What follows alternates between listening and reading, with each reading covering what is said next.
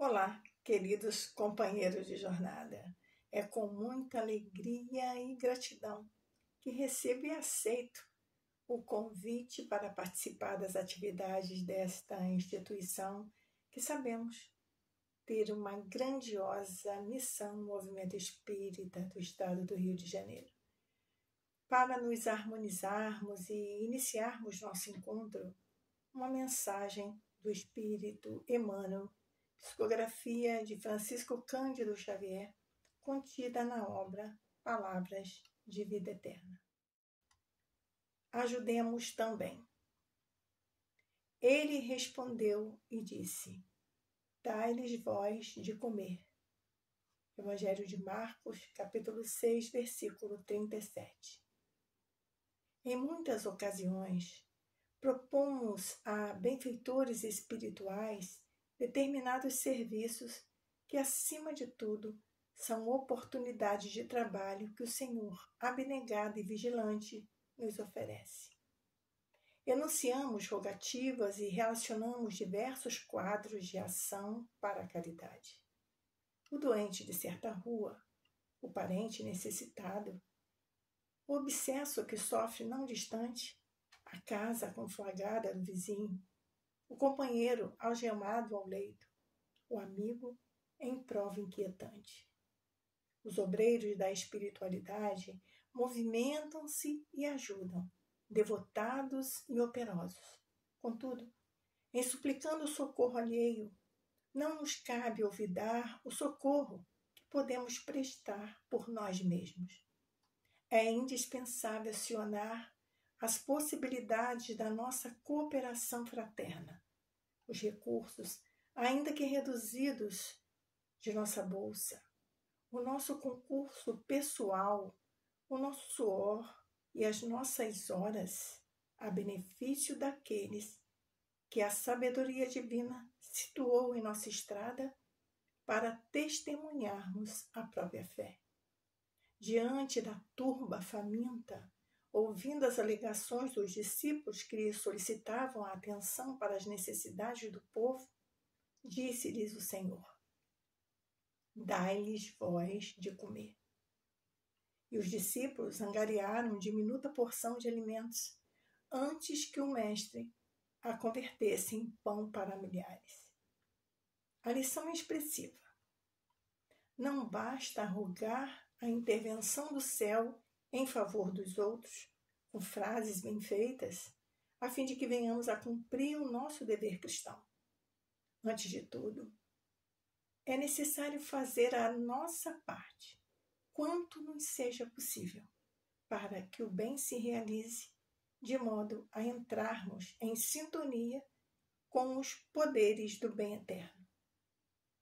E assim, meus irmãos, cientes de que é preciso fazer a nossa parte, agradecemos a oportunidade de estarmos reunidos em pensamento e boas vibrações para mais um momento de estudo e reflexões. Pedimos, Senhor, que envolva todos nós, encarnados e desencarnados, para que nossos pensamentos estejam em harmonia com o propósito deste trabalho. Agradecemos a Jesus, aos benfeitores espirituais responsáveis por essa tarefa e, acima de tudo, a Deus nosso Pai. Que assim seja.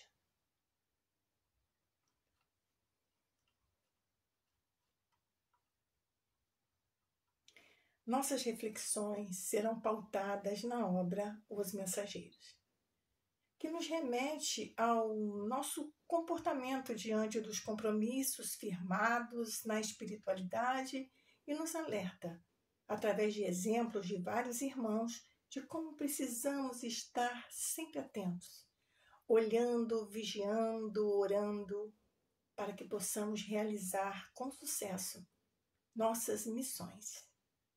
Nos mostra também que sempre podemos contar com os benfeitores espirituais, nos conectando através da prece, das boas intenções e da prática no serviço do bem.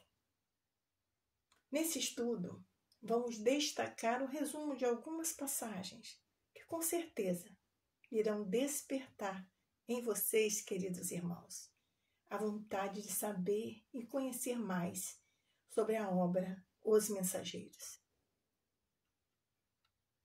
Vamos apresentar a obra. O livro Os Mensageiros é a segunda obra da coleção A Vida no Mundo Espiritual, ditada pelo espírito André Luiz, psicografia de Francisco Cândido Xavier, o nosso querido Chico Xavier, publicado pela Federação Espírita Brasileira em 1944. A obra é composta de prefácio e 51 capítulos. André Luiz, após o seu desencarne, com muito boa vontade, trabalhou e cresceu espiritualmente no mundo espiritual. Nós podemos conhecer mais essa sua trajetória inicial na obra Nosso Lar, a primeira obra da coleção A Vida no Mundo Espiritual. Na obra Os Mensageiros, ele narra sua experiência de trabalho fraternal na crosta terrestre. A ajuda que recebemos dos mensageiros do bem exemplifica com a narrativa de algumas experiências de espíritos que reencarnaram com tarefas definidas, mas sucumbiram em seus compromissos assumidos. Mostra o quanto é importante para todos nós, encarnados e desencarnados, o conhecimento, a prática através do trabalho no bem e a oração para nosso crescimento espiritual.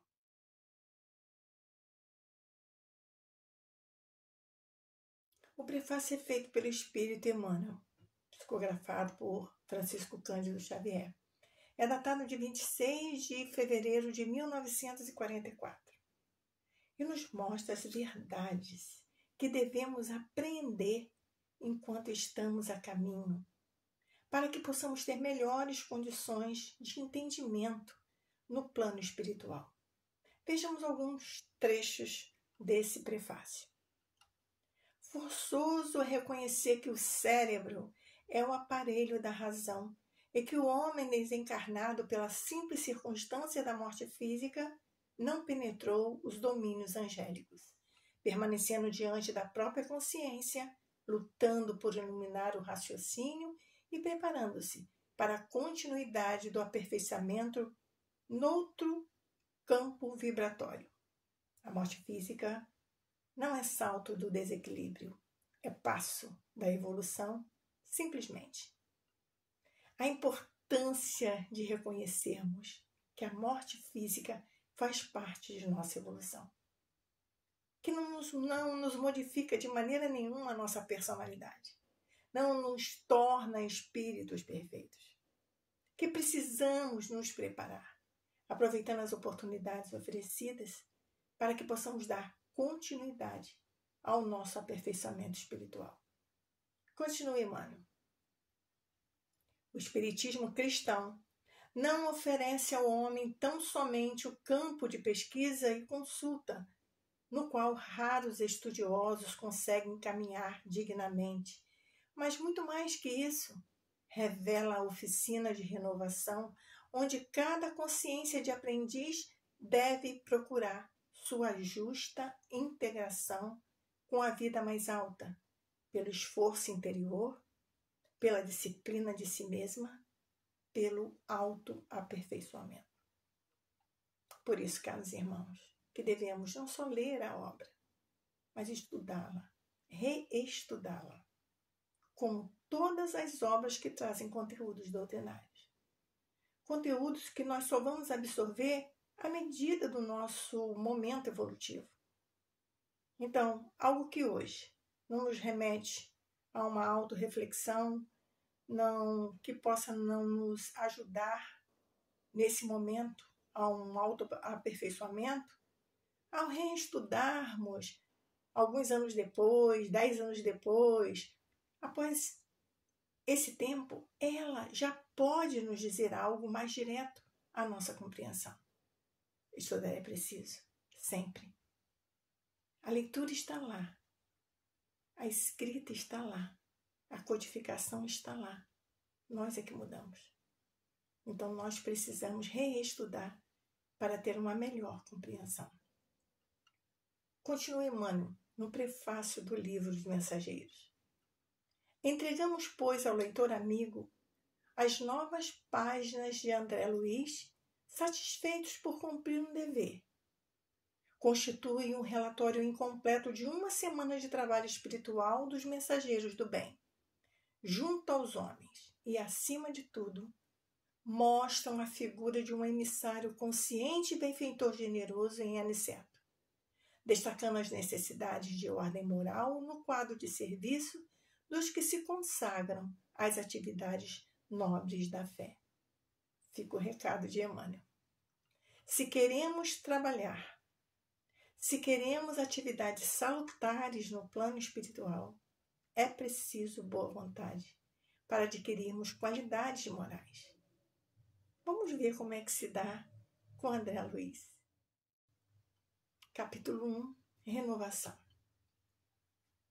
André Luiz narra sua transformação após ter se desprendido dos laços inferiores que o prendiam às atividades terrestres. Mas, a par da renovação mental, ele experimentava um vazio formado pelos sentimentos do mundo dos quais se desprendera. Sem lar, a esposa, os filhos amados, aos quais frequentemente visitava já com a visão de trabalho fraternal, seu coração era um cálice luminoso, porém vazio, como acertadamente entendeu e lhe revelou Narcisa, sua grande amiga. André começa a valorizar a colônia que o abrigava e a entender a importância de expandir sua tarefa. É aconselhado então por Narcisa, sua devotada amiga, a frequentar cursos no Ministério da Comunicação para habilitar-se a serviços na Terra. Começa então a preparação de André Luiz, a partir da sua humildade em ouvir as orientações de Narcisa, de seu interesse, de sua procura, de sua boa vontade.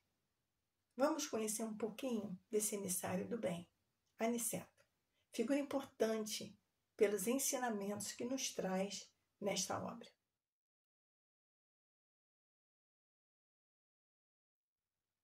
André Luiz, então, é apresentado a um instrutor Aniceto, que adverte que ali, na instituição do Homem Novo, são admitidos apenas candidatos compromissados na descoberta da felicidade de servir. Aniceto, dentre outras atividades, tem um quadro de aprendizes voluntários.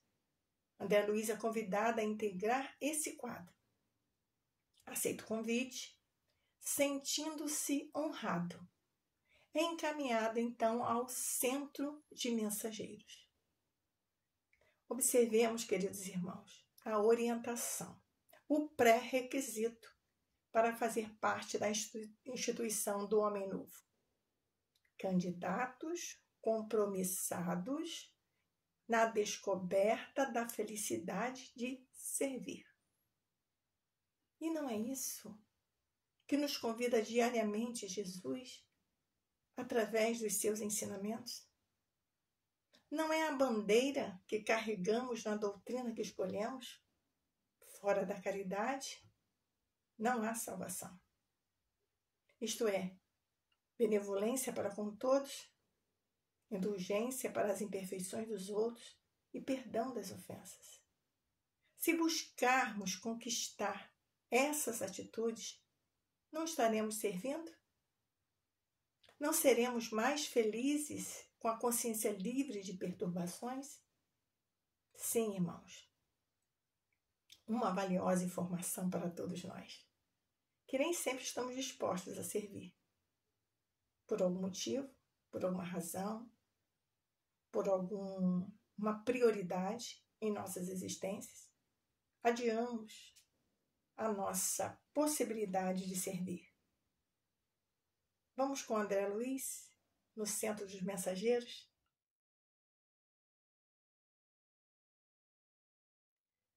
Aniceto esclarece que o centro de mensageiros não prepara só os emissários invisíveis. Eles organizam turmas compactas de aprendizes para a reencarnação. Médiuns e doutrinadores saem do centro às centenas, anualmente. Tarefeiros do conforto espiritual retornam aos círculos carnais em quantidade considerável, habilitados pelo nosso centro de mensageiros. Palavras de Aniceto. Porém, esclarece Aniceto, a preparação não constitui ainda a realização propriamente dita. Saem milhares de mensageiros aptos para o serviço, mas são muito raros os que triunfam. Alguns conseguem a execução parcial da tarefa, outros, muitos, fracassam de todo. O serviço legítimo não é fantasia, é esforço, sem o qual a obra não pode aparecer nem prevalecer. É fato, meus irmãos?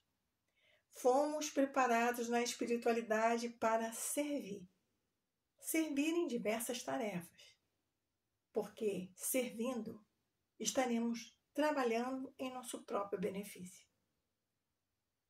E aqueles que são trabalhadores na seara espírita? Será que estamos executando bem nossa tarefa?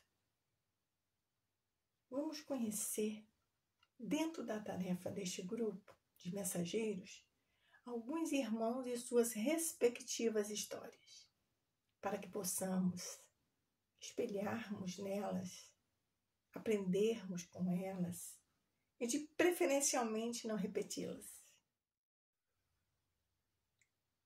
Capítulo 7. A queda de Otávio. Após 30 anos de preparação, Otávio reencarnou saudável e com mediunidade voltada para consolar criaturas. Deveria manter-se solteiro e amparar 6 amigos que o ajudaram em nosso lar. Naquele período dos 30 anos que antecederam a sua reencarnação, ele foi amparado por esses amigos. Já reencarnado, aos 19 anos, iniciou desvairados abusos de suas faculdades. Ficando órfão de pai, desamparou aqueles 6 amigos, ainda crianças, órfãos como ele. Casou-se por obrigação e teve um filho. Esposa e filho passaram a atormentá-lo. Alcoólatra, morreu com sífilis aos 40 anos, sem construir coisa alguma no terreno do bem. Essa é a narrativa do próprio Otávio. E quando ele termina essa narrativa, André abraçou-o com simpatia fraternal, na tentativa de acalentá-lo, tirar daquela dor que ele estava ali narrando a sua história. E Dona Isaura, que estava próxima, aproximou-se, acariciou a fronte de Otávio e falou: "Não chores, filho. Jesus não nos falta com a bênção do tempo. Tem calma e coragem." André, ao ver o gesto de carinho, meditou na bondade divina, que faz ecoar o cântico sublime do amor de mãe, mesmo nas regiões de além-morte. Olha que interessante esse ensinamento. Além da história de Otávio para a gente analisar, ainda temos a ratificação desse amor de mãe. Nós não podemos imaginar a dor deste espírito, o remorso, a consciência do tempo perdido. Mas André nos mostra o quanto Deus é bondoso e misericordioso, que através do amor maternal, que transcende e se faz presente nos momentos necessários para servir ao próximo, seja onde for. Vamos conhecer outro caso. Capítulo 12. A palavra de Monteiro. Monteiro foi um esclarecedor, encarnado, preparado para o trabalho ainda na espiritualidade. Porém, não exerceu sua tarefa com amor fraternal. Ele foi orientado, preparado. Como ele diz, andava cego, não conseguia perceber que a existência terrestre por si só é uma seção permanente.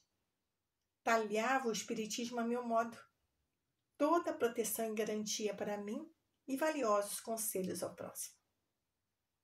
Colegas esclarecedores, isso é um alerta para todos os médiuns esclarecedores, aos dirigentes de reuniões mediúnicas. É recomendado a força do exemplo e não somente a palavra. O comportamento do médium na atividade familiar, na atividade social, na atividade profissional, deve guardar paralelo com a conduta cristã. Aliás, a conduta de todos nós. Mas se um médium é esclarecedor, ele está ali falando para alguém, orientando alguém, e que geralmente está sempre por perto, observando o comportamento dessa pessoa diante de outros quadros semelhantes aos seus. Um belo ensinamento, um belo alerta. Capítulo 14. Preparativos. Lembrando que André estava se preparando para vir trabalhar na crosta terrestre. Ele lá encontrou um companheiro médico como ele e se afinizou e trabalharam juntos, que era o Vicente.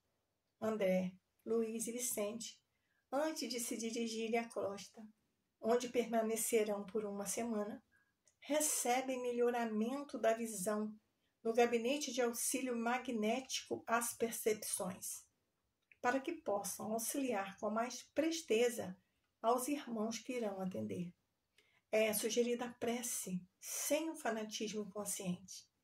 A prece é fidelidade do coração, jamais viciação do sentimento. E neste capítulo, nós podemos verificar o cuidado, o preparo, o amparo que recebemos em todos os momentos, principalmente quando estamos com nossa boa vontade para o trabalho no bem. Uma recomendação especial quanto à prece, que deve ser feita direcionada, consciente, como sabemos e como propagamos através da doutrina espírita, ela deve ser feita vinda do coração, daquele sentimento momentâneo que estamos vivenciando, porque ela sairá com as nossas verdades, com os nossos sentimentos, com as nossas vibrações positivas. Não significa que uma oração marcada ela tem menos valor. Porém, nós corremos o risco de fazermos como nos coloca na orientação, fazermos como um fanatismo inconsciente, uma fala sem análise, sem reflexões. Portanto, é muito importante entendermos essa prece como valiosa, a prece que vem do coração, que vem do nosso sentimento. No capítulo 16, é o posto de socorro. Muito interessante.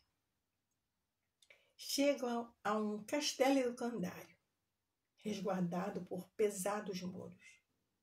No interior, pomares e jardins maravilhosos.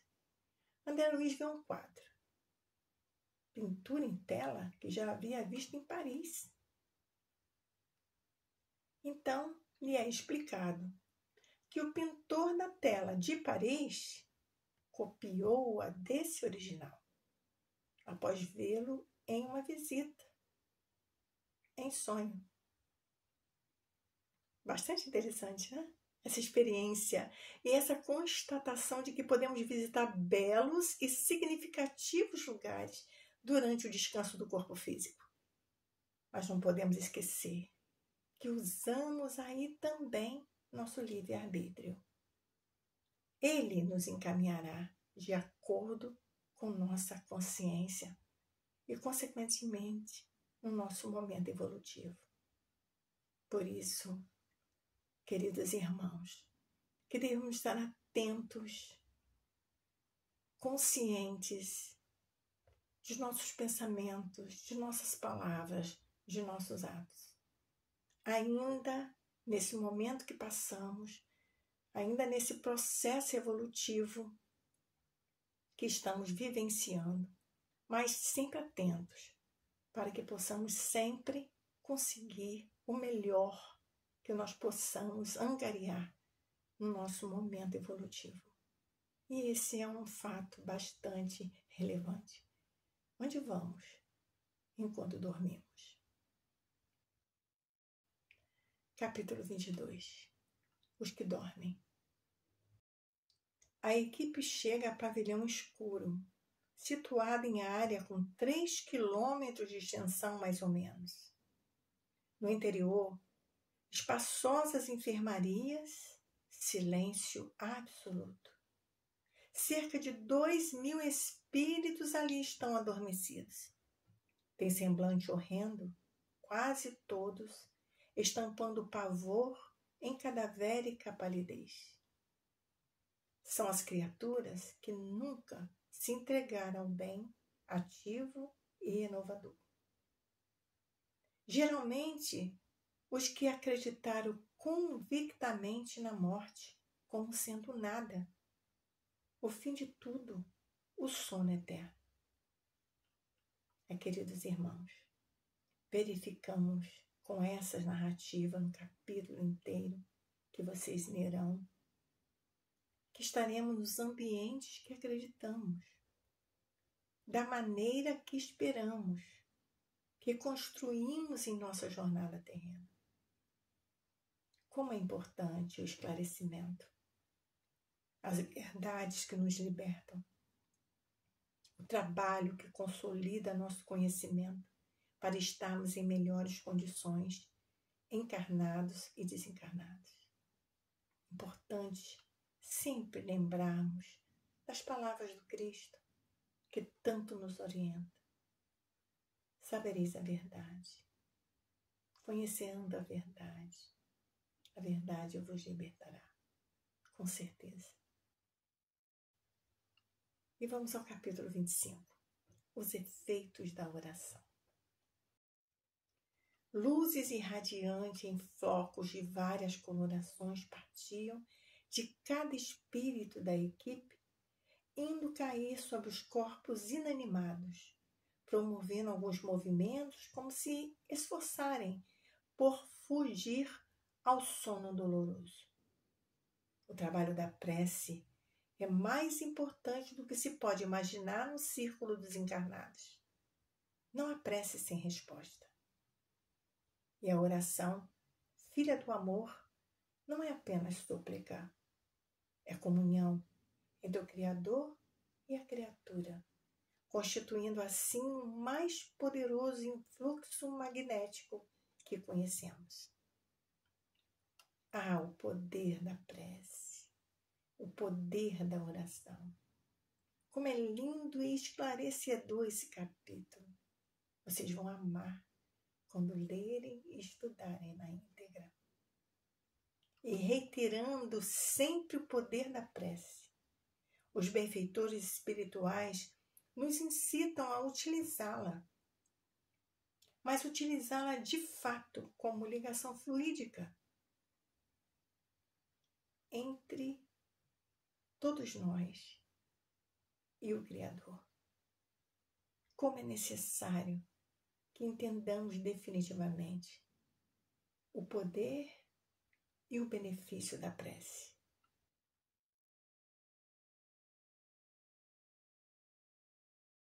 No capítulo 34, nós vamos encontrar uma oficina de nosso lar na crosta terrestre. Vamos ver que interessante. Estamos numa oficina de nosso lar. Isidoro e Isabel edificaram-na num ato de heroísmo e fé, tendo saído de nossa cidade para essa tarefa. Vai para mais de 40 anos. Graças a Deus, ambos têm vencido galhardamente árduas provas e mantêm seus compromissos corajosamente em serviço na crosta.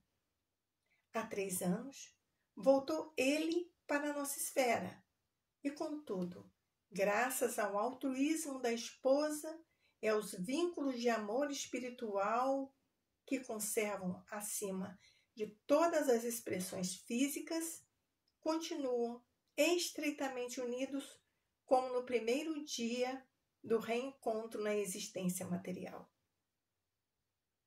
Olhe, queridos irmãos, que informação!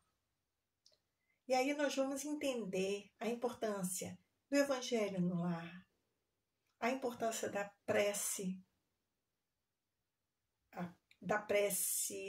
do coração. E aqui a informação de que cada lar na crosta terrestre, edificado com amor e fraternidade, transforma-se em um ponto de luz, em um ponto de apoio para os mensageiros espirituais. Esse lar, o lar de Isidora e Isabel, é um desses pontos.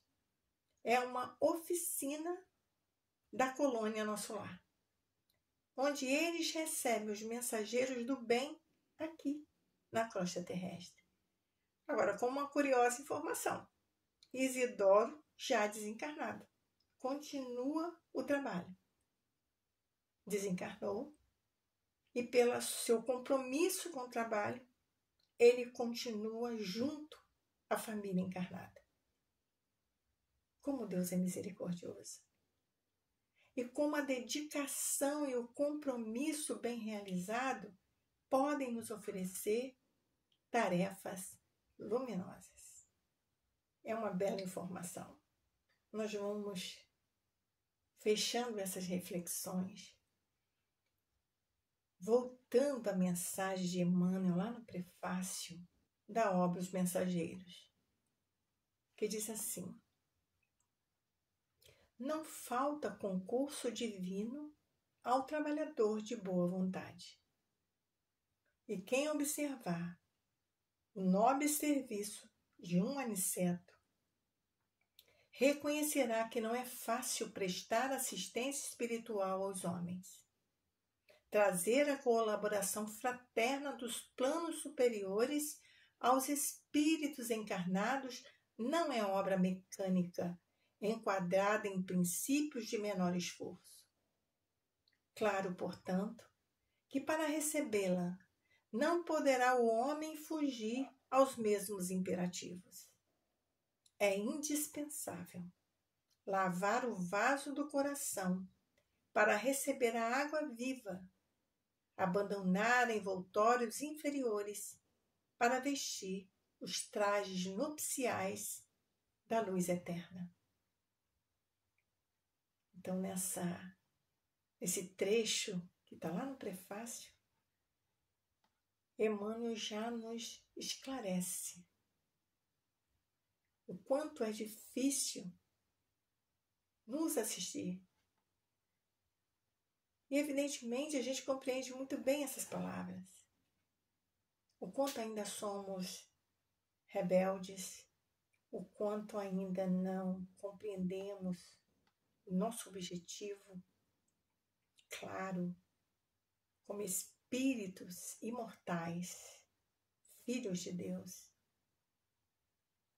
Quando ainda no nosso dia a dia, no nosso cotidiano, esquecemos de nossas obrigações, não priorizamos nosso crescimento. Então, do mesmo modo que é preciso preparar-se,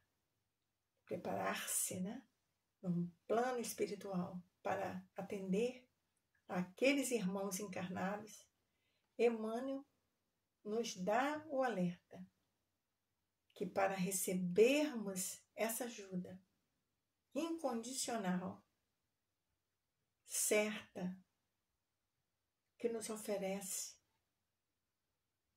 o Criador, é preciso que nos preparemos.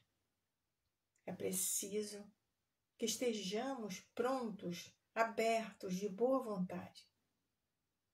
Que estejamos como Jesus nos ensinou, que nós possamos utilizar os nossos olhos de ver e os nossos ouvidos de ouvir, para compreender todo esse manancial de ajuda, de amparo que nos oferece a espiritualidade. E que nós, um dia, estaremos nessas condições. E que essas obras venham nos esclarecer de como podemos nos preparar para estarmos como colaboradores desse trabalho, para estarmos em condições de trabalho. Portanto, queridos irmãos, nós estamos vivenciando um momento, da humanidade que temos informações privilegiadas, informações de como estaremos no mundo espiritual, de como podemos estar no mundo espiritual. Porque cada um de nós vai traçar a sua meta, cada um de nós vai escolher o seu direcionamento com esse poder que temos de escolha através do livre-arbítrio. Mas como é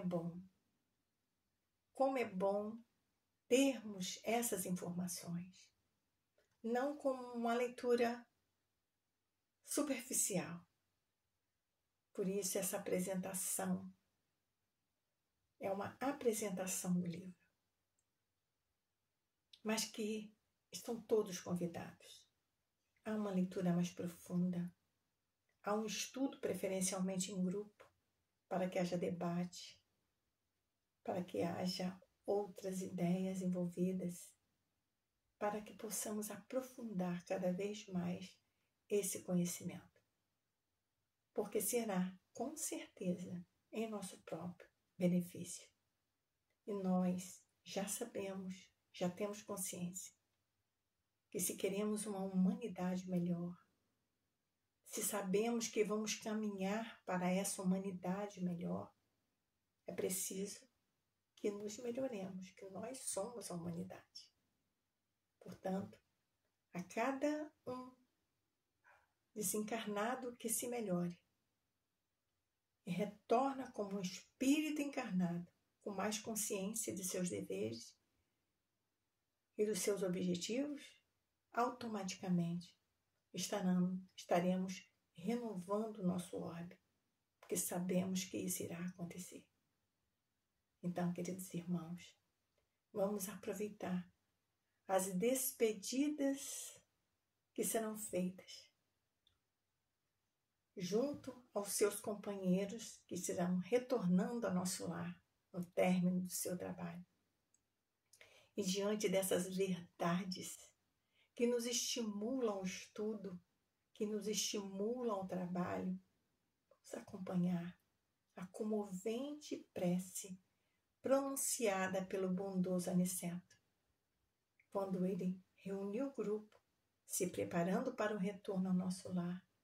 E ele nos convida.